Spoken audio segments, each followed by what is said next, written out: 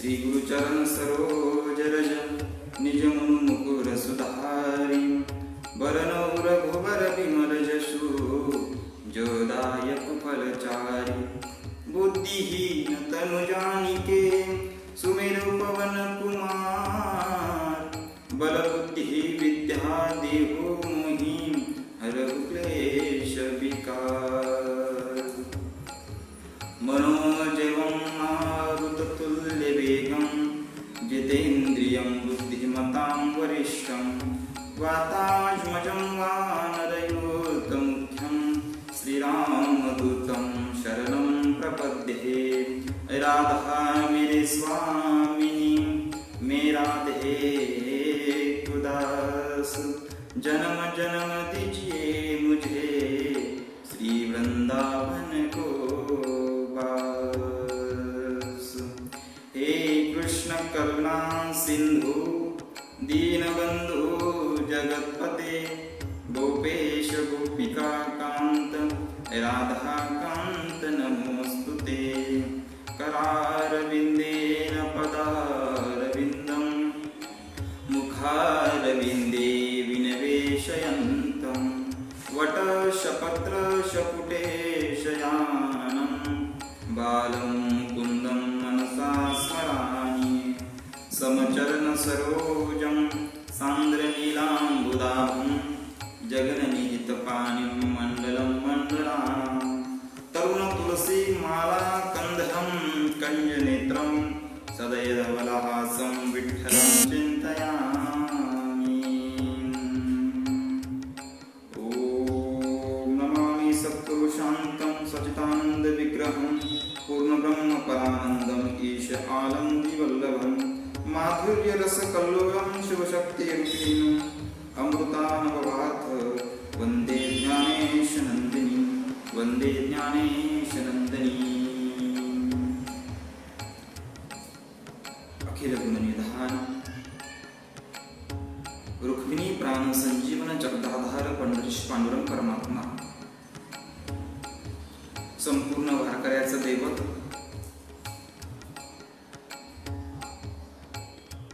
असणारे पंढरीश पांडुरंग परमात्म्याच्या चरणी प्रथमतः अभिवादन करतो। पूजनीय गुरुदेवांच्या चरणी प्रथमतः अभिवादन करतो। तुम्हा सर्व सज्जन श्रोत्यांच्या चरणी नतमस्तक होतो।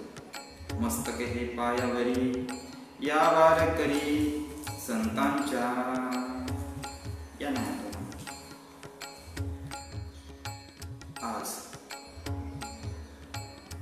श्री ज्ञानाई श्री राधा शरण या फेसबुक पेजवरती वारी विशेष या कार्यक्रमामध्ये आमचे परमस्नेही परम आदरणीय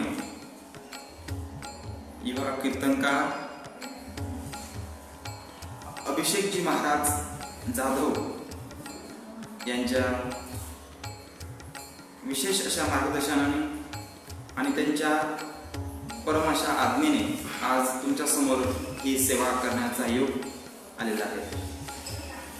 त्याचबरोबर तुमच्या नगर जिल्ह्याचं वैभव असणारे रामजी महाराज पठाडे यांनी मला त्या ठिकाणी आग्रह केला आणि त्यांच्या विनंतीला मान देऊन ही आजची सेवा तुमच्या समोर मांडण्याचा हा योग आलेला आहे।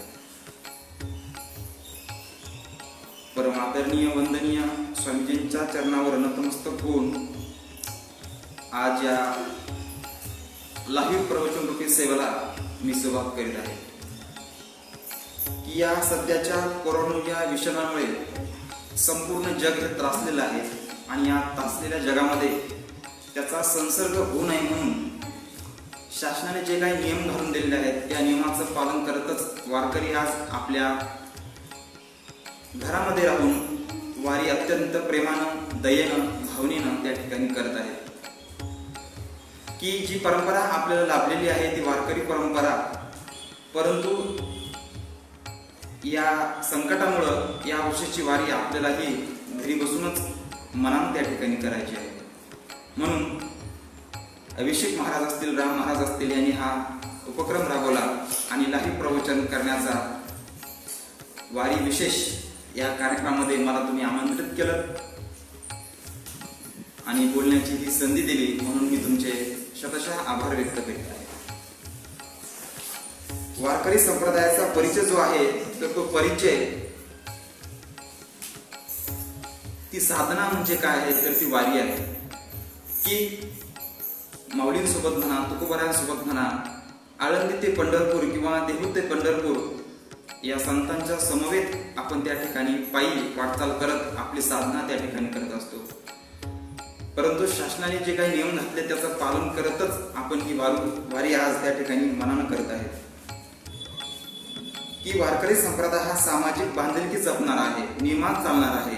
म्हणून यावर्षी आपल्याला वारी ही काही वारी जरी यावर्षी नसली तरी मानसिक अशा प्रकारची वारी आपल्याला त्या ठिकाणी करायची आहे. काल नियमाप्रमाणे माऊलींचा जेजुरी येथे मुक्काम होता.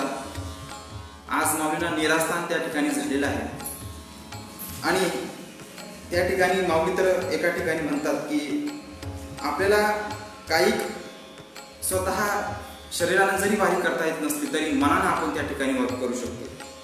म्हणून काया वाचा मने जीव सर्वस्व उदार, बाप रुक्मा देवीवर विठ्ठलाचा वारी कर. वारी करायची म्हणून तर शरीरानंच चालत जाणे ही वारी नव्हे. माऊलींची इच्छा असेल की यावर्षी सर्व वारकरी आपल्या घरी बसून मनानं त्या ठिकाणी वारी करू शकतात अशा प्रकारे. म्हणून आज ही वारी आपल्या ऑनलाईन अशा प्रकारे आपल्या घरामध्ये आपण त्या ठिकाणी करू शकतो. मोबाईलचा उपयोग, इंटरनेटचा उपयोग होऊ शकतो चांगल्या प्रकारे. त्यातच उत्तम उदाहरण म्हणजे हे श्री राधा शरणम हे फेसबुक पेज तुमच्यापर्यंत त्या ठिकाणी पोहोचलेलं आहे. महाराष्ट्रातील दिग्गज अशा प्रकारचे कीर्तनकार, प्रवचनकार, ज्येष्ठ श्रेष्ठ तपस्वी, ज्ञानी, योगी अशा महाराजांच्या मुखारविंदातून आपण त्या ठिकाणी दररोज सेवा श्रवण करत आहात.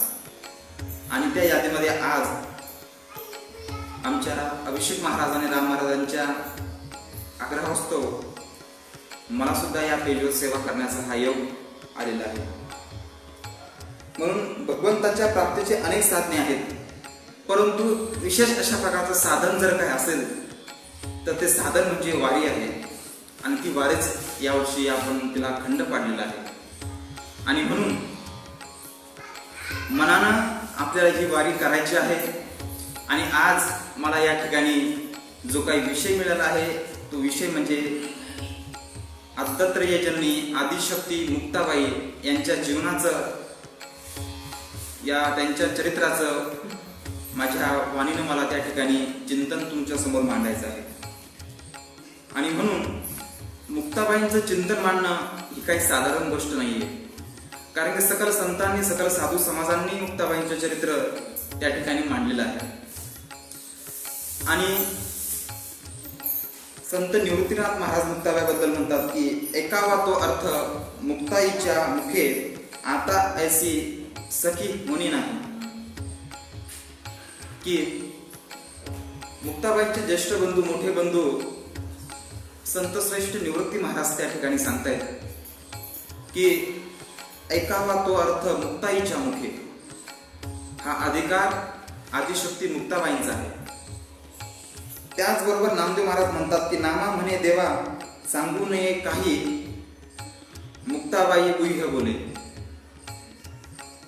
की संत श्रेष्ठ नामदेव महाराजांचा अधिकार तुम्हाला माहित आहे की भगवंताच्या समवेत राहणारे, भगवंतासोबत जेवणारे, नवे नवे भगवंताला लढवालपणारे असणारे भक्त म्हणजे नामदेव महाराज आहेत. आणि नामदेव महाराजांनाही कच्च ठरणारी ही आदिशक्ती मुक्ताबाई आहे. म्हणून आदिशक्ती मुक्ताबाईंचा अधिकार हा सर्वत्रामध्ये वरिष्ठ आहे.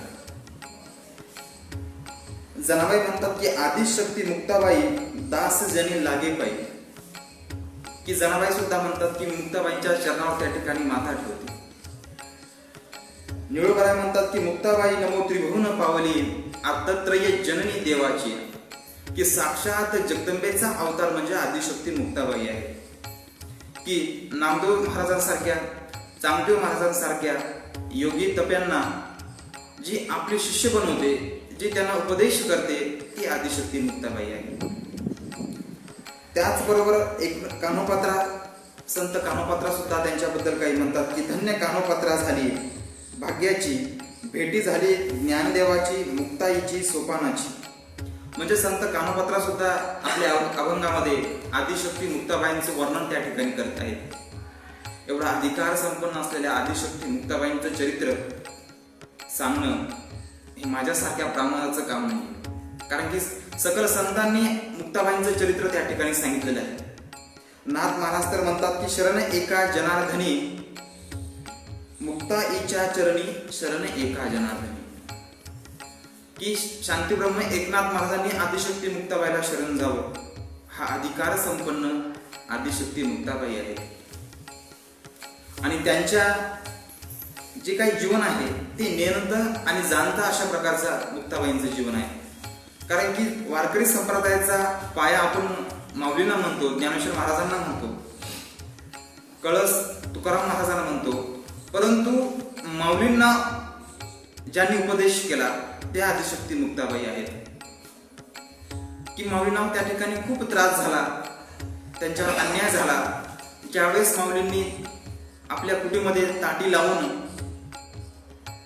आपला प्राण त्यागण्याचा विचार ते करत होते, त्यावेळी आदिशक्ती मुक्ताबाईंच्या मुखातून जे काही शब्द बाहेर निघले ते ताटीच्या अभंगातून माऊलींना त्यांनी उपदेश केला की माऊली, या संपूर्ण विश्वाला तुम्हाला त्या ठिकाणी ज्ञान द्यायचं आहे. ज्ञानेश्वरीच्या रूपामध्ये तुम्हाला समाज सेवा करायची आहे. हा अधिकार आदिशक्ती मुक्ताबाईंचा आहे. आणि ह्या राधाई शरणम पेजने मला जे विषय दिला त्या विषयावर बोलण्यासाठी मी त्या ठिकाणी प्रयास करत आहे. म्हणून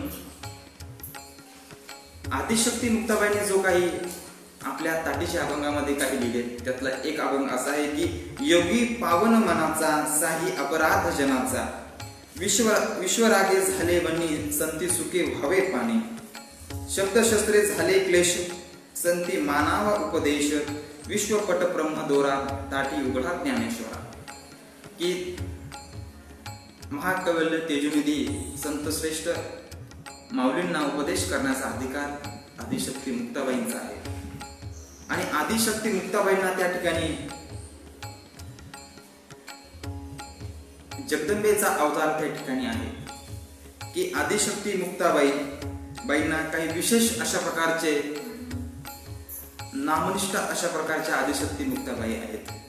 की ब्रह्मचित्तला आदिशक्ती मुक्ताबाई, ज्ञानदीपिकाला ज्ञान संगीनी संत मुक्ताबाई. की ब्रह्मचित्तला कशाला म्हणायचं? ब्रह्मतत्व जगामध्ये एकच आहे. या जगामध्ये जर काही असेल तर ते एकच आहे, ते म्हणजे ब्रह्मतत्व. आणि ब्रह्मतत्व सर्वांपर्यंत पोहोचणारी जर कोण असेल तर ती आदिशक्ती मुक्ताबाई आहे, ती आईसाहेब मुक्ताबाई आहेत. म्हणून त्यांना ती चितशक्ती, ती चिरंजन असणारी जी शक्ती आहे ती आदिशक्ती मुक्ताबाईमध्ये आहे. म्हणून त्यांना ब्रह्मचित्तला मुक्ताबाई अशा प्रकारे आपण संबोधतो. त्यानंतर आदिशक्ती आपण त्यांना म्हणतो की भगवंताने हे विश्व निर्माण करत असताना की भगवंताने हे 14 भुवन निर्माण केले. की भगवंताला एकट्याला त्या ठिकाणी करमत नव्हतं, म्हणून त्यांनी ही पृथ्वी, ही सृष्टी त्याने निर्माण केली. आणि ही सृष्टी निर्माण करत असताना त्यांनी त्या ठिकाणी 5 अशा प्रकारच्या शक्ती वापरल्या. त्या 5 शक्ती अशा आहेत की पहिली शक्ती आहे चितशक्ती, दुसरी आहे पराशक्ती, तिसरी आहे आदिशक्ती, चौथी आहे ज्ञानशक्ती आणि 5वी आहे क्रियाशक्ती. या 5ही शक्तीमध्ये सर्वत्र वरिष्ठ आदिशक्ती आहे. म्हणून मुक्ताबाईंना त्या ठिकाणी आपण आदिशक्ती म्हणतो. की ब्रह्मा विष्णू महेश या तिघांचीही जननी कोण असेल तर ती साक्षात जगदंबा आहे. आणि जगदंबाचाच अवतार जर कोण असेल तर त्या आदिशक्ती मुक्ताबाई आहेत. म्हणून त्यांना नामदेव महाराज म्हणतात की आद्यत्रय जननी देवाची आहे. की संपूर्ण देवाची जननी जर कोण असेल तर ती आदिशक्ती मुक्ताबाई आहे. आणि आदिशक्ती मुक्ताबाई हा मुक्त आहे. मुक्तपणे मुक्त, श्रेष्ठपणे श्रेष्ठ, की सर्वांमध्ये मुक्त आहेत. की आपल्या वारकरी संप्रदायामध्ये 2 समाध्या अशा झाल्या की त्यांनी आपले शरीर स्वतः सोबत घेऊन गेले. त्यामध्ये संत तुकाराम महाराज आणि आदिशक्ती मुक्ताबाई या दोन महात्म्यांचा नंबर लागतो. की संत तुकाराम महाराज सदैव वैकुंठाला गेले, स्वतःचं शरीर घेऊन वैकुंठाला गेले, आणि आदिशक्ती मुक्ताबाई सुद्धा स्वतःच शरीर घेऊन त्या ठिकाणी त्या निजधामाला गेलेल्या आहेत. की नामदेव महाराजांनी त्यांना विचारलं की आई साहेब, तुम्ही समाधी कशा प्रकारे घेणार आहात? की ज्ञानदेवांनी संजीवन समाधी घेतली आणि तुम्ही या शरीराचं त्या ठिकाणी काय करणार आहात? तर मुक्ताबाईंनी उत्तर दिलं की नामदेव महाराज, मी अगोदरच त्या ठिकाणी मुक्त आहे आणि मी मुक्त असल्या कारणाने मला हे कोणत्याही प्रकारचं आवरण माझ्यावर नाहीये, म्हणून माझं हे शरीर मी माझ्या सोबत त्या ठिकाणी घेऊन जाणार आहे. हा विषय शेवटच्या प्रसंगामध्ये येणारच आहे आदिशक्ती मुक्ताबाईंचा समाधी सोहळ्यामध्ये. परंतु आपण प्रस्तावना मांडताना त्या ठिकाणी मुक्ताबाईंचं थोडंसं चिंतन त्या ठिकाणी मांडण्याचा प्रयत्न करत आहे. की मुक्ताबाईंचं जीवन हे मुक्त असलेलं मुक्ताबाईंचं जीवन आहे. की काहींचं जीवन हे मुक्ताचं बंदिस्त जीवन असतं. की भगवान श्रीकृष्णाने जीवन स्वतः हे साक्षात विष्णूचा अवतार आहे, परंतु आईच्या प्रेमासाठी, यशोदा मातेच्या प्रेमासाठी त्यांनी स्वतःला बांधून घेतलं. आणि भगवंताला बांधणं एवढं सोपंच नाही, परंतु प्रेमासाठी त्यांनी स्वतःला बांधून घेतलेलं आहे. म्हणून हे मुक्ताचं बंदिस्त अशा प्रकारचं जीवन आहे. परंतु मुक्ताबाई हा मुक्त आहे, स्वतःला त्या मुक्त आहेत. वसुदेव आणि देवकी हे सुद्धा मुक्त आहेत, परंतु भगवंताला जन्माला घालण्यासाठी ते त्या ठिकाणी कारागृहात गेले. काही विशिष्ट कारणासाठी, या समाजासाठी काही नियमांचं पालन करण्यासाठी साधू संतांना सुद्धा त्या ठिकाणी नियमात अशा प्रकारे राहावं लागतं. म्हणून एका ठिकाणी म्हटलेलं आहे, हृदय मंदी खाना केला आत विठ्ठल कोंडी येला. की भगवंताला सुद्धा हृदयाच्या त्या कारागृहात कधी कधी गुंतून राहावं लागतं. कशासाठी? तर प्रेमासाठी. भक्तांनी दिलेल्या प्रेमासाठी देवाला सुद्धा कधी त्या ठिकाणी हृदयामध्ये राहावं लागत असतं. आणि म्हणून माऊलींसाठी मातृत्वाचं जीवन जर असेल तर त्या मुक्ताबाई आहेत. निवृत्ती दादांसाठी, सोपान दादांसाठी, ज्ञानदेवासाठी मुक्ताबाई हा मातृतुल्य आहे. म्हणून संपूर्ण वारकरी समाजामध्ये, संपूर्ण विश्वामध्ये आपण मुक्ताबाईंना त्या ठिकाणी आई साहेब असं म्हणून संबोधतो. कारण की त्यांचा अधिकार, जरी त्या वयाने लहान असल्या तरी 1400 वर्ष चांगदेवाने जी तपस्या केली, त्या तपस्येनंतरही ज्यांना जो काही ज्ञान झालं नाही, ते ज्ञान आदिशक्ती मुक्ताबाईंनी त्यांना गुरुपुत्र म्हणून संबोधलं. हा अधिकार मुक्ताबाईंचा आहे. आणि म्हणून असा प्रसंग आहे की विठ्ठलपंत आणि रुक्मिणी आई साहेब, की तुम्हाला ही सर्व पार्श्वभूमी माहित आहे की विठ्ठलपंतांनी संन्यास घेतला. त्यांचे गुरुजी स्वामी रामानंदजी आणि रुक्मिणी आई साहेबांची भेट झाली. हा सर्व प्रसंग तुम्हाला ज्ञात आहे, कारण की माझ्या समोर बसलेले सर्व श्रोते ज्ञानी, माझ्यापेक्षा वयानं, ज्ञानानं, नव्याने अधिकार संपन्न श्रोते आहेत. म्हणून ही सर्व पार्श्वभूमी, हा सर्व इतिहास तुम्हाला माहित आहे. म्हणून गुरु आज्ञेनं विठ्ठलपंत त्या ठिकाणी संसारामध्ये परत आले आणि परत आल्यानंतर त्यांना त्या ठिकाणी निवृत्तीनाथ, ज्ञानदेव, सोपान आणि मुक्ताबाई अशा प्रकारची ही संतान त्यांना प्राप्त झाली. परंतु हा समाज त्यांना छळत होता. संन्यासाची मुलं हा अनिष्ट अशा खालच्या दर्जाचा शब्द त्यांना खूप त्रास देत होता. निवृत्तीनाथ, ज्ञानदेव, सोपान यांची यज्ञ पवित्र संस्कार त्या ठिकाणी हा समाज होऊ देत नव्हता. की संन्यासाला मुलं झाली आणि त्यांना जगण्याचा काही अधिकार नाही.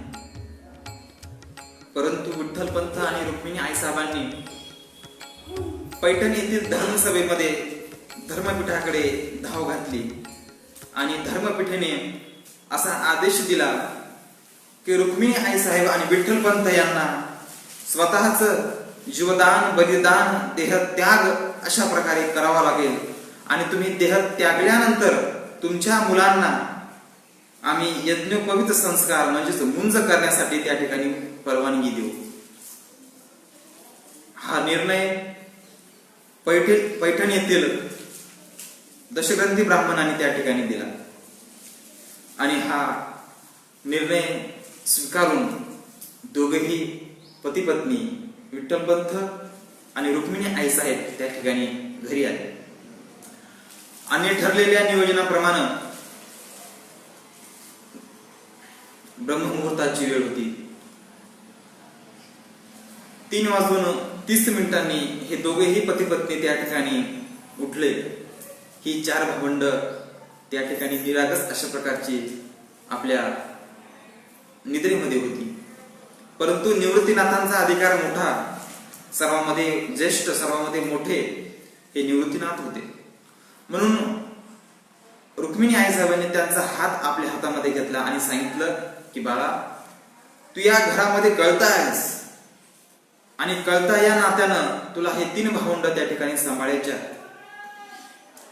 की जो काही खंडपीठानं जो काही न्याय दिलेला आहे पैठणच्या धर्मगुरूंनी म्हणा किंवा दशग्रंथी ब्राह्मणांनी, ज्येष्ठ श्रेष्ठ मंडळींनी, त्या नियमाचं, त्या आदेशाचं पालन आम्हाला करायचं आहे. कारण की तुमचं जीवना सुखकर व्हावं, तुमची मुंज व्हावी, तुमचे यज्ञ पवित्र संस्कार व्हावे, समाजामध्ये तुम्हाला एक स्नान मिळावं, म्हणून आम्हाला या देहाचं विसर्जन त्या ठिकाणी आम्हाला करायचं आहे. म्हणून या 3ही भावंडाचा सांभाळ त्या ठिकाणी तुला करायचा आहे. आपला हात हातामध्ये घेऊन एकीकडे वात्सल्य प्रेम होतं तर एकीकडे पतीचं प्रेम होतं. कारण की विठ्ठलपंत हे दारामध्ये उभे होते आणि हाक मारत होते, चल रुक्मिणी, चल वेळ होतोय. परंतु मायेची माया त्या ठिकाणी सुटत नव्हती. कारण ती मुक्ताबाई अतिशय लहान होती आणि त्या मुक्ताबाईला सोडून त्या ठिकाणी जावं वाटत नव्हतं. परंतु पती आज्ञा होती. पती आज्ञेचं पालन करणं हे पत्नीचं आद्य कर्तव्य आहे. तुम्ही भगवंताला कमी माना, परंतु पतीला आपल्या जीवापेक्षा जास्त प्रेम पतीवर केलं पाहिजे. म्हणून पती आज्ञा मानून रुक्मिणी आईसाहेबांनी निवृत्तीदादांचा हात खाली ठेवला आणि लहानशी मुक्ताबाईंच्या चेहऱ्यावर हात फिरवत पदर तिने गालावर घेतला आणि अश्रू अनावर झाले. परंतु मुलांचं भविष्य दिसत होतं आणि हे भविष्य साकार करण्यासाठी, या समाजाच्या ऋणातून मुक्त होण्यासाठी, संन्यासाची पोरं हा कलंक आपल्या मुलावर लागू नये म्हणून त्यांनी देहाचं विसर्जन करण्यासाठी ते नदी पात्रात त्या ठिकाणी गेले. ब्रह्ममुहूर्तावर त्यांनी आपला देह विसर्जन केलं आणि सूर्योदय झाल्यानंतर निवृत्तीदादा, सोपानदादा, ज्ञानदेव त्या ठिकाणी आपल्या कुटीबाहेर मोगऱ्याच्या झाडाखाली बसले होते. मोगऱ्याचे फुलं त्या ठिकाणी वेचत होते. छोटीशी मुक्ताबाई उठली. ज्ञानदादा, सोपानदादा, निवृत्तीदादा अशा प्रकारची हाक तिने मारली आणि म्हणाली, दादा, आई कुठं आहे? बाबा कुठं गेले? निवृत्तीदादांनी तिला जवळ घेतलं आणि सांगितलं की आपली आई आणि बाबा आता परत आपल्याला दिसणार नाही. छोटीशी मुक्ताबाई, तिला काही अजून ज्ञान नव्हतं, उपजत ज्ञानी आहेत, परंतु काही कळीन असं झालं काय करावं काय नाही. परंतु मुक्ताबाई म्हणाल्या, दादा ठीक आहे, पण तुम्हाला आता आई नाहीये, तुम्ही आता आई म्हणून हाक कोणाला मारणार? तर ज्ञानदादांनी, सोपानदादांनी, निवृत्तीनाथ दादांनी सांगितलं, अगं मुक्ते, आता तूच आमची आई आहेस. तेव्हापासून मुक्ताबाईची त्या ठिकाणी महाराज मुक्ताई झाली. त्यानंतर कधीही 3 भावंडांनी मुक्ताबाई किंवा मुक्ते अशी हाक न मारता मुक्ताई अशा प्रकारची हाक मारायला सुरुवात केली. अहो, संपूर्ण जगाची आई मुक्ताबाई आता या 3 भावंडांचा सांभाळ त्या ठिकाणी करणार आहे. की जन्मदात्या आईंनी, जन्मदात्या वडिलांनी आपल्या मुलांच्या भविष्यासाठी, या समाजाच्या अनुष्ट प्रथेसाठी, यज्ञोपयुक्त संस्कारासाठी स्वतःचं बलिदान केलं आणि ते बलिदान सार्थक लावण्यासाठी आता ही भावंडे त्या ठिकाणी पैठणच्या दिशेने वाटचाल करीत आहेत. हो महाराज, पैठणला जात असताना या समाजाने माऊलींना खूप त्या ठिकाणी छळलं. एक वेळचा प्रसंग आहे की माझी माऊली भिक्षा मागण्यासाठी गेली आणि भिक्षा मागण्यासाठी एका दारावर भिक्षान देई अशा प्रकारची आलोक ठोकली आणि आलोक ठोकल्यानंतर घरातून कुठल्याही प्रकारचं धान्य, कुठल्याही प्रकारची पीठ न येता घरातून त्या ठिकाणी शेण बाहेर आलं आणि ते माऊलींच्या तोंडावर मारलं. हा समाज जोपर्यंत साधू या सृष्टीत आहेत, जोपर्यंत संत या अवतार कार्याला आहेत, तोपर्यंत या समाजाला संतांची, साधूंची किंमत कळत नाही. परंतु ज्यावेळेस ते आपल्या जवळून जातात त्यावेळेस त्यांची किंमत आपल्याला कळते. अहो, माणसांचं सोडून द्या, माणसाला त्रास तर होतोच, परंतु या समाजाला, की या समाजानं तुकोबारांसारख्या, ज्ञानदेवांसारख्या संत महात्म्यांना सुद्धा त्या ठिकाणी त्रास दिला. तुमची आमची काय गोष्ट घेऊन बसली की माऊलींच्या अंगावर त्या ठिकाणी शेण फेकलं. नवे नवे काही ब्राह्मणांनी तर माऊलींच्या झोळीतील पीठच त्या ठिकाणी आपल्या पायाखाली टाकलं. माऊलींचा राग अनावर झाला आणि हा राग अनावर झाल्यानंतर माझी माऊली कुटीमध्ये आले आणि ताटी लावून घेतली आणि आत रडत बसली. परंतु ही माझी लहानशी मुक्ताबाई, माझ्या आई साहेबांनी माऊलींना विनंती केली की या समाजाला, या संपूर्ण महाराष्ट्राला नव्हे, या संपूर्ण विश्वाला तुम्हाला त्या ठिकाणी तारायचं आहे. तुमचा अवतार हा महाविष्णूचा अवतार आहे की महाविष्णूचा अवतार सखा माझा ज्ञानेश्वर, की ज्ञानाबाई माझी अनाथाची माय, असं त्या ठिकाणी म्हटलेलं आहे की या संपूर्ण विश्वाची माय तुम्हाला व्हायचंय. या संपूर्ण जगाला ज्ञानेश्वरीच्या रूपात ज्ञान तुम्हाला त्या ठिकाणी करायचं आहे. परंतु ज्ञानदेवांना तो अपमान सहन होत नव्हता. की अनिष्ट शब्द, संन्याशाची पोर हा शब्द त्यांना सहन होत नव्हता. माऊली त्या ठिकाणी ढसाढस अशा प्रकारचे रडत होते. माऊली हे योगी होते. त्यांनी योग साधना करून आपला प्राण त्याग करण्यासाठी त्यांनी आपला प्राण कंठापर्यंत आणला होता. परंतु आदिशक्ती मुक्ताबाई हे सर्वांची जननी आहे, साक्षात जगदंबा आहे. चित अशा प्रकारची शक्ती तिच्याकडे आहे, म्हणून तिनं परकाया परप्रवेश केला. पद्मासन घालून आपला प्राण माऊलींच्या प्राणाला आडवा लावला आणि माऊलीचा प्राण तिने त्या ठिकाणी रोखला. माऊली योगी होते. योग्याच्या बळावर त्यांनी ते आपला देह, आपला प्राण त्या ठिकाणी त्यागणार होते. परंतु मुक्ताबाईने असं होऊ दिलं नाही. मुक्ताबाईने समजून सांगितलं की विश्वपट ब्रह्मदोरा ताटी उघडा ज्ञानेश्वरा, की माऊली ज्ञानेश्वरी तुम्हाला अजून लिहायची आहे. तुमचं अवतार कार्य तुम्हाला पूर्ण करायचं आहे आणि हे अवतार कार्य पूर्ण करून नंतर तुम्ही समाधी घ्या. परंतु माझं ऐका दादा, ताटी उघडा. आणि मुक्ताबाईने परकाया परप्रवेश ही एक सिद्धी आहे, ही योग्याची सिद्धी आहे. ही सिद्धी मुक्ताबाईंनी वापरली आणि आपला प्राण माऊलींच्या प्राणाला आडवा लावला आणि माऊलींना जे काही माऊलींनी प्राण त्यागणार होते तो प्राण त्या ठिकाणी सावरला. अशा प्रकारे त्यावेळेस जे काही ताटीचे अभंग मुक्ताबाईंच्या मुखातून निघले, ते अभंग ज्याप्रमाणे वेद साक्षात प्रकट झाला त्याप्रमाणे ही ब्रह्मवाणी ही सरस्वतीच्या मुखातून, साक्षात मुक्ताबाईंच्या मुखातून त्या ठिकाणी प्रकट झालेली आहे.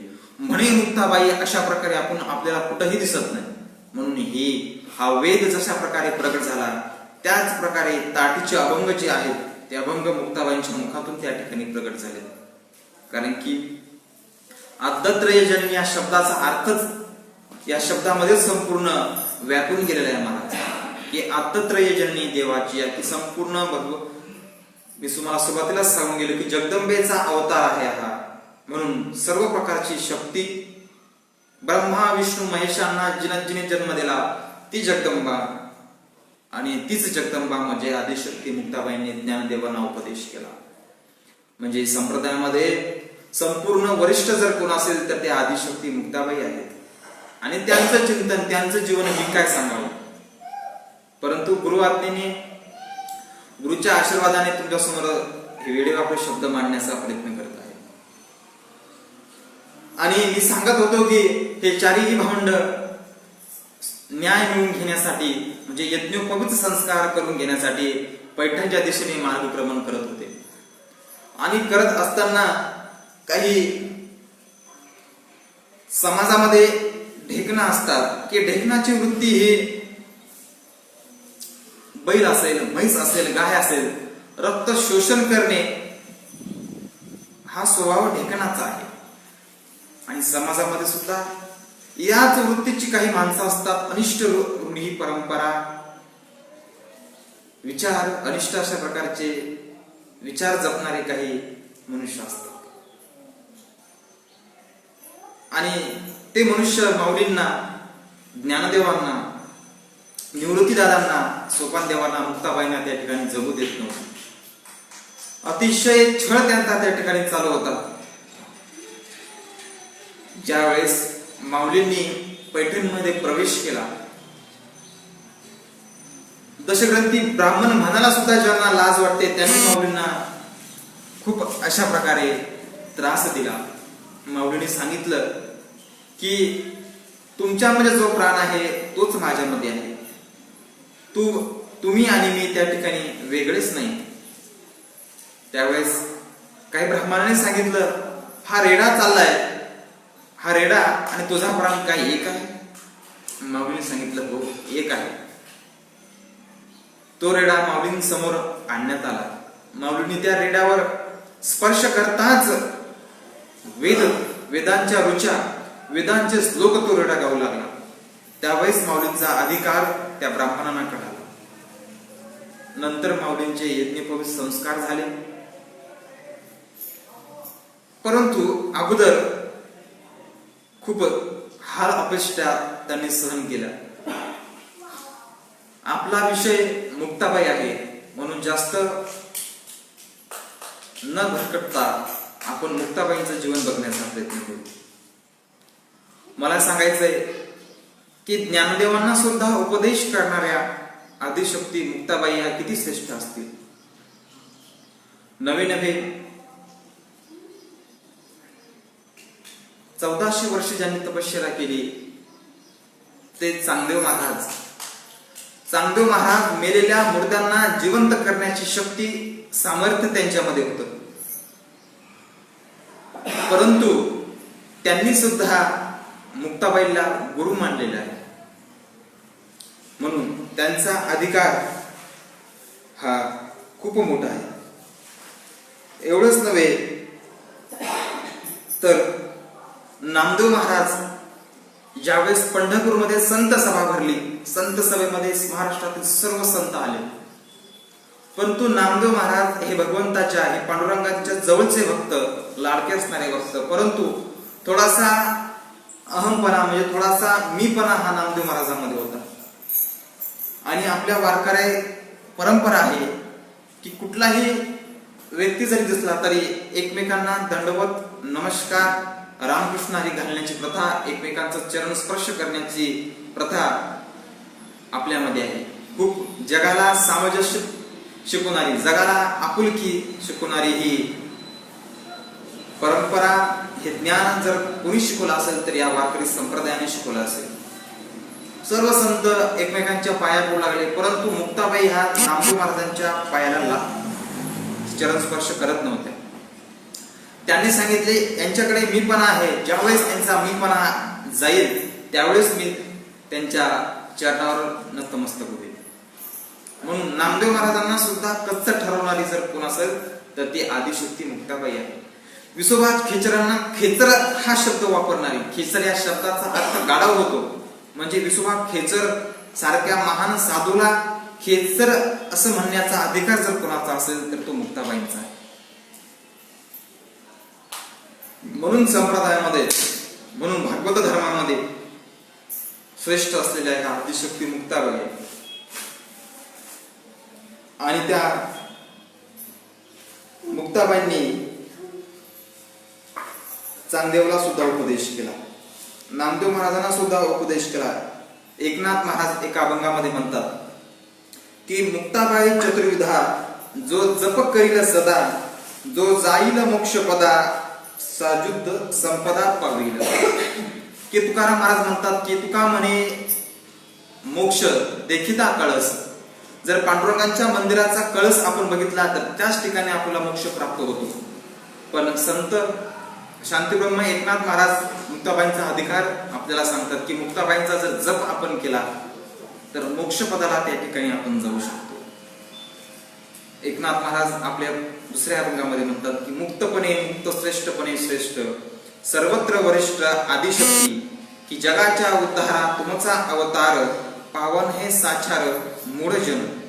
अज्ञानासी बोध सज्ञानाची शुद्धी, तोडिली उपाधी सर्वत्रांची, लढिवाल ताने एका जनार्दने, कृपा असो देणे मजवरी. की भागवत धर्माचं, वारकरी संप्रदायाची ज्यांना आपण खांब म्हणतो, आधार कोणी दिला? नाथबाबांनी दिला. परंतु नाथबाबा सुद्धा आदिशक्ती मुक्ताबाईला शरण जात आहे. म्हणजे हा अधिकार मुक्ताबाईंचा आहे. की योगी साचे ध्यान पै विश्रांती, आदिशक्ती म्हणती तुम्हाला लागी.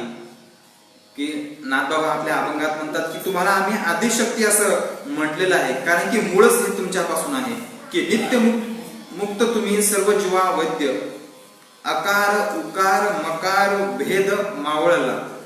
की जो आमच्यामध्ये अकार उकार मकार हे खूप सखोल सूक्ष्म चिंतन आहे, हे चिंतन सांगण्याचा हा अधिकार माझ्याकडे नाही. कारण आकार मकार उकार ओम सोकार हा खूप गुह्य, म्हणजे खूप सूक्ष्म अशा प्रकारचं चिंतन आहे. परंतु नाथबाबा म्हणतात की नित्यमुक्त तुम्ही सर्व जीवा वैद्य, आकार उकार मकार भेद मावळला. आमच्यात जो काही भेद होता हा भेद तुमच्या चिंतनानं, तुमच्या नामस्मरणानं, तुमच्या दर्शनानं त्या ठिकाणी नाहीसा झालेला आहे. अहम सोहम कोम तुमचा प्रकार, वेदशास्त्र सार तुम्ही जाणा. अहो सर्व शास्त्रांचा सार मुक्ताबाई तुमच्यामध्ये आहे, म्हणून तुमची कृपा आमच्यावर असू दे, असे नाथबाबा म्हणतात. की अनुग्रह कृपेचा मज लागे तो द्यावा, एका जनार्दनी करावा कृपा पान. की तुमच्या छायेनं, तुमच्या आशीर्वादानं त्या ठिकाणी मला तुम्ही कृपा दान द्या. कारण की माऊली शांतीब्रह्म एकनाथ महाराज सुद्धा म्हणतात की अनुग्रह कृपेचा, म्हणजे मुक्ताबाईंना ते गुरु मानतात. की तुमचा अनुग्रह मला द्या आणि तुमचा आशीर्वाद माझ्यावर त्या ठिकाणी असू द्या. अशा प्रकारे चांगदेव महाराज म्हणतात की चांगदेव शरण आले, काया वाचा मने, एका जनार्दनी म्हणे तैशा परी. की चांगदेव महाराज कायेनं, वाचेनं आणि मनानं आदिशक्ती मुक्ताबाई तुम्हाला शरण आले, त्यांचा सुद्धा उद्धार तुम्ही केला. म्हणून मुक्ताबाई चतुर्विधा जो जप करील सदा. की नाथबाबा आपल्याला उपदेश करतात, आता या समाजाला उपदेश करतात की संतांचं जीवन हे समाजासाठी आहे. की ब्रह्ममूर्ती संत जगी अवतरले, उद्धारावया आले दीनजळा. की तुमच्या आमच्या सारखे अज्ञानाला उपदेश करण्यासाठी साधू संत अवतार घेत असतात. की पहिला वर्ग तुम्हा जीवांचा आहे, जीवाला अवताराला यावंच लागत असतं. दुसरा अवतार देवाचा आहे, देवाला अवताराला आणावं लागतं. तिसरा अवतार आहे साधू संतांचा, हे स्वतः येत असतात. कशासाठी येत असतात? की उद्धारावया आले दीनजळा, ब्रह्ममूर्ती संत जगी अवतरले. म्हणून नाथबाबा तुम्हा आम्हाला सांगतात की मुक्ताबाई चतुर्विधा जो जप करील सदा, जो जाईल मोक्ष पदा, साजुद्ध संपदा पावेल. संपदा धन ऐश्वर्य संपन्न त्याच्या घरी नांदेल. कधी नांदेल? परंतु मुक्ताबाईंचा जप तुम्ही केल्यानंतर हे ऐश्वर्य हे मोक्षपद तुम्हाला लाभेल. आणि हे अशा प्रकारचं मुक्ताबाईंचं जीवन आहे की निवृत्ती ज्ञानदेव सोपान मुक्ताबाईंचं हा जीवन अलौकिक अशा प्रकारचं आहे की प्रत्येक संतांना, प्रत्येक साधू संतांना हेवा वाटेल अशा ह्या भावंडांचं जीवन या महाराष्ट्राला नव्हे तर या संपूर्ण जगाला खूप काही सांगून गेले. म्हणून की निवृत्तीनाथ हे स्वतः शंकराचे अवतार आहेत, ज्ञानदेव हे साक्षात विष्णूचा अवतार आहे, सोपानदेव ब्रह्मदेवाचा अवतार आहे आणि आदिशक्ती मी तुम्हाला सुरुवातीला सांगितलं की जगदंबेचा अवतार आहे. म्हणून मुक्तपणे मुक्त, श्रेष्ठपणे श्रेष्ठ, सर्वत्र वरिष्ठ आदिशक्ती, जगाच्या उद्धारा तुमचा अवतार, पावन हे साचारा मूळजना. आणि अशा प्रकारे ही चारही भावंड सनातन वैदिक आपल्या भागवत धर्माची, आपल्या वारकरी संप्रदायाची पताका खांद्यावर घेऊन भागवत धर्माची ही प्रचार आणि प्रसार समाजापर्यंत पोहोचत होते. नंतर काही दिवसांनी माऊलींनी ज्ञानेश्वरी लिहिली, त्याचं निरूपण झाल्यानंतर प्रसंग येतो तो माऊलींचा समाधीचा. ती पहिली समाधी या भावंडामध्ये कोणी घेतली तर माऊलींनी घेतली. की समाजामध्ये माऊलींना त्यावेळेस आळंदीमध्ये समाधी घेण्यासाठी सुद्धा कोणी त्या ठिकाणी जागा देत नव्हतं आणि कोणीही जागा देत नसताना स्वतः भगवान शंकराला म्हणजे सिद्धेश्वराला सुद्धा त्या ठिकाणी त्यांचा हेवा वाटला की चला, माझ्या माऊलींना समाधीसाठी कोणीही जागा देत नाही, मलाच त्या ठिकाणी जागा द्यावी लागेल.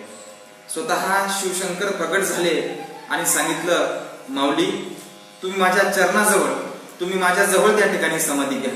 जे आळंदीमधील लोक हे अनिष्ट असल्या प्रकारे हे समाज तुम्हाला जागा देत नाहीये समाधीसाठी, मी माझ्या मंदिरामध्ये तुम्हाला जागा देतो, तुम्ही या ठिकाणी तुम्ही समाधी घ्या. आणि तो प्रसंग जवळ आला. माऊलींनी निवृत्ती दादांना सांगितलं की माझं हे अवतार कार्य त्या ठिकाणी आता संपलेलं आहे. मुक्ताबाईंनी मला उपदेश केला होता की संपूर्ण या विश्वाला तुम्ही विश्व प्रार्थना सांगा. माऊलीने ज्ञानेश्वरीच्या रूपामध्ये तुम्हाला मला हे खूप मोठं वैभव दिलंय, ती म्हणजे ज्ञानेश्वरी आज तुमच्या आमच्या घरामध्ये असायला हवी. या संप्रदायाची मूलभूत आधार आपण कोणाला म्हणतो तर माऊलीला म्हणतो. आणि माऊलीने आपलं अवतार कार्य म्हणजे ज्ञानेश्वरी स्वतः लिहिली, स्वतः सांगितली आणि संपूर्ण विश्वासाठी प्रार्थना केली पसायदानाच्या रूपामध्ये. ते पसायदान सुद्धा आपण शेवटी येणार आहोत. परंतु प्रसंग आहे माऊलींच्या समाधीचा. संपूर्ण संत समाज, संपूर्ण साधू समाज त्या ठिकाणी हळवळला. कारण की एक अनाथाची माय जिला माऊली म्हणतो ती आता समाधीस्थ होणार आहे. की माऊलीसारखी संजीवन समाधी संपूर्ण विश्वामध्ये, संपूर्ण या ब्रह्मांडामध्ये कुठेही नाही. संजीवन समाधी आहे महाराज. म्हणून अशा प्रकारे माऊलींची समाधी त्या ठिकाणी झाली. आणि हा सोहळा आटपून हा सर्व संत समाज, या सर्व संत समाजाच्या पालख्या त्या ठिकाणी सासवडला गेल्या. सासवडला आल्यानंतर ओटेश्वराच्या शेजारी सोपान दादाची समाधी झाली. आणि समाधी दिल्यानंतर हा सर्व दिंडी सोहळा पैठणला आला. पैठणला आल्यानंतर गोदावरीच्या पवित्र पात्रामध्ये सर्व वारकऱ्यांनी स्नान केलं आणि स्वतः भगवंत पांडुरंग सुद्धा त्या ठिकाणी सोबत होते. आणि मग हा सोहळा चालत चालत घृष्णेश्वराला पोहोचला. घृष्णेश्वरावर पोहोचल्यानंतर आदिशक्ती मुक्ताबाईंचा जो काही अवस्था आहे ती अवस्था बदलू लागली. कारण की अतिशय प्रिय असलेले माऊली त्या ठिकाणी आता समाधीस्थ झाले. मुक्ताबाईंना राहावेस झालं म्हणून ती अधीर होऊ लागली. मग निवृत्ती महाराज म्हणतात नामदेव महाराजांना की चला आता घाई करा, आता मुक्ताबाईंचं त्या ठिकाणी अवस्था बदलत आहे, म्हणून आता आपला तापी तीरावर जायचं आहे. आणि म्हणून हा संपूर्ण सोहळा तापी तीरावर आल्यानंतर वैशाख वद्य दशमीचा दिवस आहे. या दिवशी अचानक अशा प्रकारे दुपारी 1:20 1:20 ते 30 मिनिटांमध्ये संपूर्ण आभाळ पावसाचं वातावरण त्या ठिकाणी निर्माण झालं. काळभोर अशा प्रकारचं आभाळ निर्माण झालं. विजेचा कडकडाट त्या ठिकाणी होत होता आणि मुक्ताबाई आकाशाकडे पाहू लागल्या आणि अचानक अशा प्रकारे वीज कडाडली आणि वीज कडाडल्यानंतर संपूर्ण लख अशा प्रकारे प्रकाश पडा आणि त्याच वेळेस आदिशक्ती मुक्ताबाई या लुप्त झाल्या. आदिशक्ती मुक्ताबाई की जय. म्हणजे आदिशक्ती मुक्ताबाई स्वतःचा देह घेऊन त्या ठिकाणी त्यांनी आपल्या निजधामाला त्या ठिकाणी गेल्या. मी तुम्हाला सुरुवातीला सांगितलं की या संप्रदायामध्ये खूप वैभव आहे की तुकाराम महाराज स्वतःचा देह घेऊन वैकुंठाला गेले आणि आदिशक्ती मुक्ताबाई सुद्धा ही चित्तशक्ती, ही निरंजन शक्ती जिला म्हणतात, आदिशक्ती जिला म्हणतात, त्या आदिशक्ती मुक्ताबाई वैशाख वद्य दशमीच्या दिवशी तापी तीरावर जे आजचं मुक्ताई नगर आहे त्या मुक्ताई नगर इथून मुक्त झाल्या स्वतःच्या शरीरासहित. ही अलौकिक अशा प्रकारची समाधी आईसाहेबांनी घेतली. तो दिवस खूप पवित्र आहे. त्या दिवशी नाथबाबांनी तुम्हाला सांगून गेलो की त्या दिवशी जर मुक्ताबाईंचा जप केला तर आपल्याला मोक्ष, ऐश्वर्य, सुख, समाधान, शांती लाभू शकते. म्हणून मुक्ताबाईंचा सुद्धा हा सोहळा आटोपला की झुंजाट सुटला वारा, कापू लागले नभीची. म्हणजे खूप भयानक अशा प्रकारचा वारा सुटला की सकल संतांना वाटलं की आता कुठल्या प्रकारचं त्या ठिकाणी आपल्यावर आपत्ती येते की काय, परंतु ती आपत्ती नसून आदिशक्ती मुक्ताबाईंना जाण्याचा तो प्रसंग होता. म्हणून संपूर्ण ब्रह्मांडामध्ये विजेचा कडकडाट सुरू झाला आणि ते लख अशा विजेमध्ये आदिशक्ती मुक्ताबाई गुप्त झाला.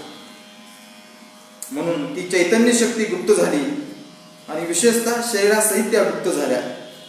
चित्तस्वरूप मुक्ताबाई की ज्या ठिकाणी सध्या सोमेश्वराचं मंदिर आहे मुक्ताई नगरला, त्यांच्या पवित्र चरणाजवळ मुक्ताबाई ह्या गुप्त झाल्या. आणि गुप्त झाल्यानंतर शेवटी निवृत्ती दादांनी त्या ठिकाणी त्र्यंबकेश्वरला समाधी घेतली. अशा प्रकारे या 4 भावंडाचा विस्तार त्या ठिकाणी झाला. आणि शेवटी जाताना एक उदाहरण सांगून जाईल की सध्याचा जो काही कालखंड आहे, सध्याचा जे काही दिवस आहे, या दिवसामध्ये वेगवेगळ्या संतांच्या पालख्या ह्या आपल्या मूळ स्थानावर प्रस्थान करून वाटचाल करत असतात. ज्ञानेश्वर महाराज असतील, तुकाराम महाराज असतील, सोपान काका असतील, निवृत्तीनाथ महाराज असतील, नामदेव महाराज असतील, एकनाथ महाराज असतील. आदिशक्ती मुक्ताबाईंचा प्रस्थान सोहळा मुक्ताई नगर ते पंढरपूर हा जवळपास 750 किलोमीटरचा प्रवास सर्वात लांब त्या पूर्ण करून पांडुरंगापर्यंत पोहोचत असतात. 2-3 वर्षाची गोष्ट अशी आहे की मुक्ताबाईंचा सोहळा चालू होता आणि सोहळा चालू असताना मुक्ताबाईंच्या पालखीचा प्रवेश हा बीड जिल्ह्यामध्ये झाला. घडलेली सत्य घटना आहे. आणि बीड जिल्ह्यामध्ये झाल्यानंतर काही वारकरी दुपारच्या वेळेस विश्रांती करण्यासाठी एका मंदिरामध्ये त्या ठिकाणी गेले. जंगलामध्ये अशा प्रकारचं ते मंदिर होतं. खूप पडझड त्या मंदिराची झाली होती.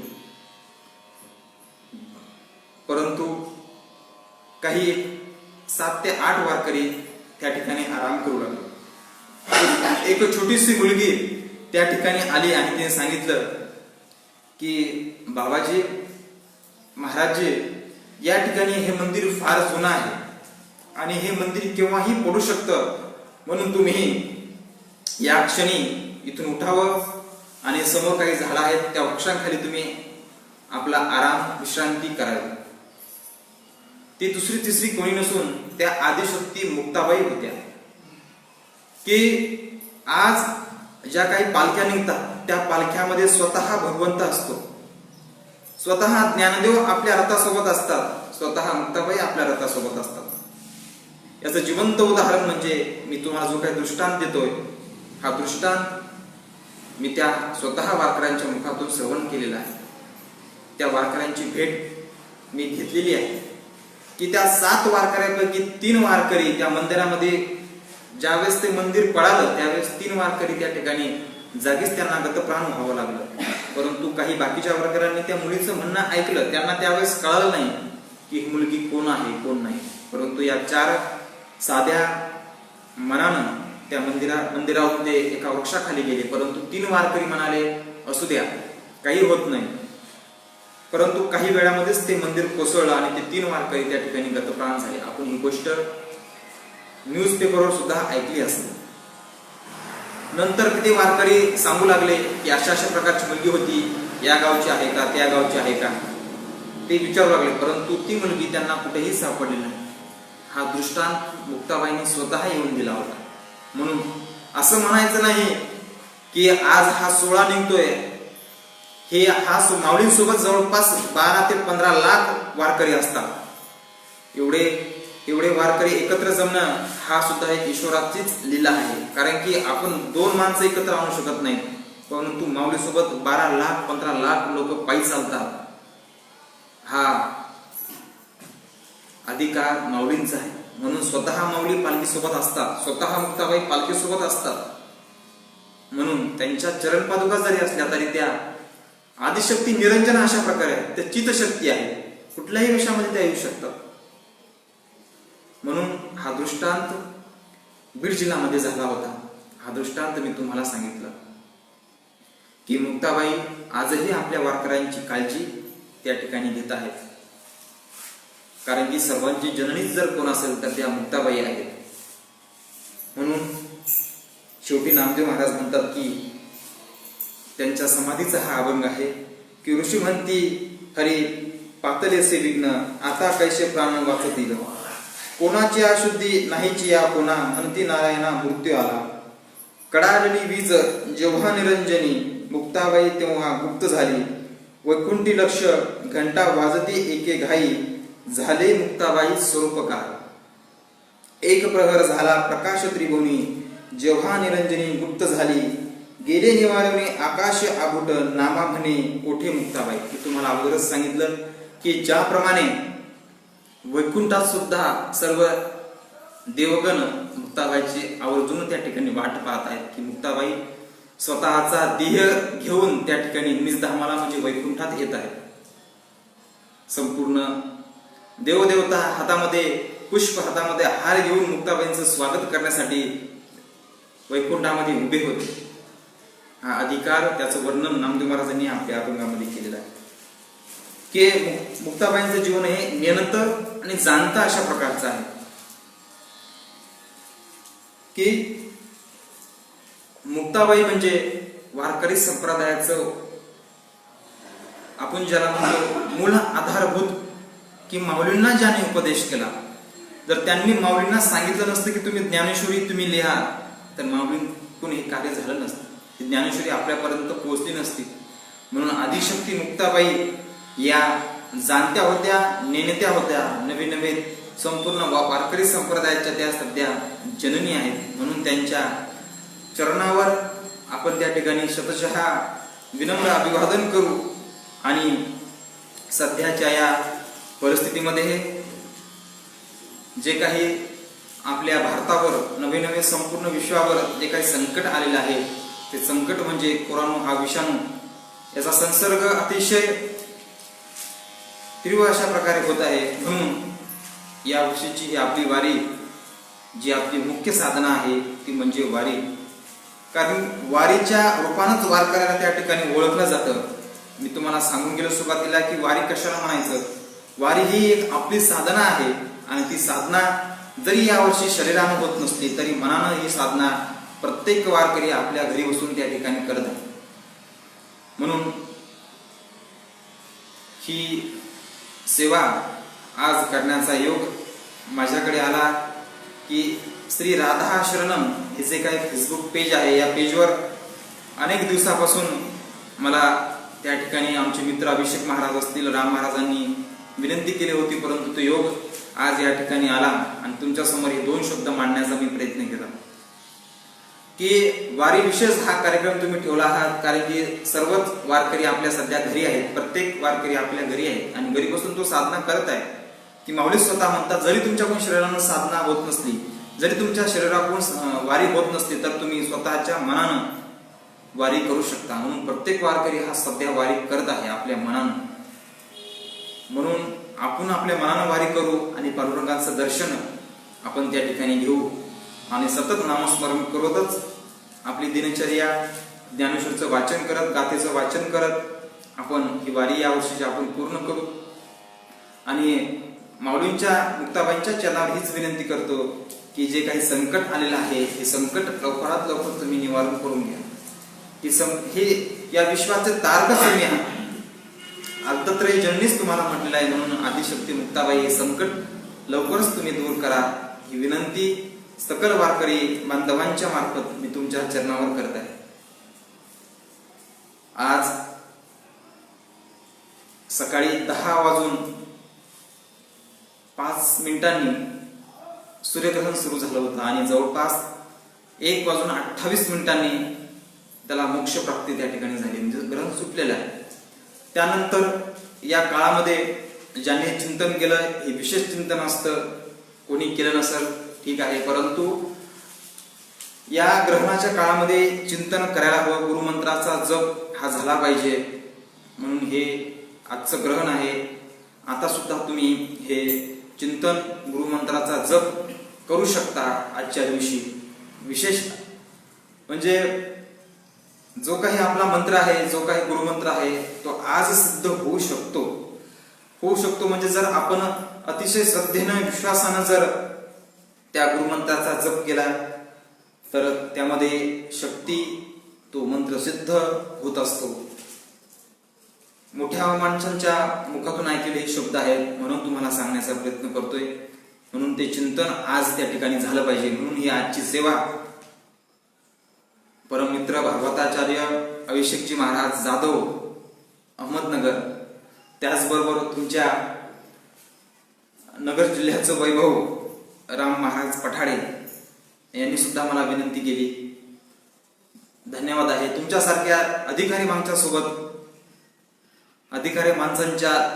सोबत बोलण्याचा हा अधिकार माझा नाही, परंतु जवळपास हे फेसबुक पेज रोज 1000 ते 1500 लोक बघतात. त्यामुळं विचार करून बोलण्याचं सारखं हे तुम्ही समोर अधिकारी लोक बसलेले आहात. म्हणून माझ्या लांबलेल्या वाणीला त्या ठिकाणी मी पूर्णविराम देण्याचा प्रयत्न करतो आणि सर्वांना वारकऱ्यांना एकच सांगतो की वारकरी हा नियमात चालणार आहे. म्हणून शासनाने जे काही आपल्याला नियम घालून दिलेत त्या नियमाचं तंतोतंत पालन आपल्याला त्या ठिकाणी करायचं आहे. जे काही नियम आहेत त्या नियमांचं पालन करतच आपण मनाने या ठिकाणी यावर्षी वारी करणार आहोत. माऊलींची, मुक्ताबाईंची, पांडुरंगाचीच ही इच्छा असायला हवी, त्यांचीच ही लीला आहे आणि तेच आपल्याला त्या ठिकाणी तारणार आहेत. म्हणून शेवटी जाताना माऊलींच्या, तुकोबांच्या, मुक्ताबाईंच्या, पांडुरंगाच्या चरणावर, पूजनीय गुरुदेवांच्या चरणावर एकच विनंती करतो, या संकटातून तुम्ही आम्हाला लवकर तारा आणि तुमच्या दर्शनाची जी काही आम्हा वारकऱ्यांना आस लागलेली आहे, ही आस मनानं तर आम्ही पूर्ण करणारच आहोत, परंतु या शरीररूपी कायानं, या शरीररूपानं तुमचं दर्शन लवकरात लवकर व्हावं हीच विनंती करतो. म्हणून प्रत्येकाने आपण आपली काळजी घ्या, घरातच राहा, सुरक्षित राहा, हाच संदेश आजच्या या सभेमार्फत देतो. आणि सर्वांनी रोज ज्ञानेश्वरीचं चिंतन, ज्ञानेश्वरीच्या कमीत कमी 5 ओव्या त्या ठिकाणी वाचन करायला सुरुवात करा, कारण की हे वैभव आपल्याला लाभलेलं आहे. उत्तराखंडमध्ये देवतांचे अवतार आहेत, परंतु देवतापेक्षाही श्रेष्ठ जर कोण असतील तर ते संत आहेत आणि संतांचा अवतार आपल्या या महाराष्ट्रामध्ये झालेला आहे. म्हणून ही संतभूमी आहे. या संतभूमीत आपण जन्माला आलो हे आपलं फार विशेष भाग्य आहे. संतांच्या नंतर आपण जन्माला आलो हे त्याच्यापेक्षा विशेष आहे. तर संतांच्या अगोदर जन्माला आलो असतं तर आपल्याला ज्ञानेश्वरी दिसली नसती, परंतु माऊली नंतर आपण जन्माला आलो, मुक्ताबाई नंतर आपण जन्माला आलो, म्हणून त्याने सांगितलेला उपदेश आपण त्या ठिकाणी आचरणात आणू शकतो. ही ज्ञानेश्वरी आज प्रत्येक घराघरामध्ये आहे, म्हणून तिचं वाचन, तिचं चिंतन व्हायलाच हवं. म्हणून जाताना सर्वांच्या श्रोत्यांच्या चरणावर नतमस्तक होतो.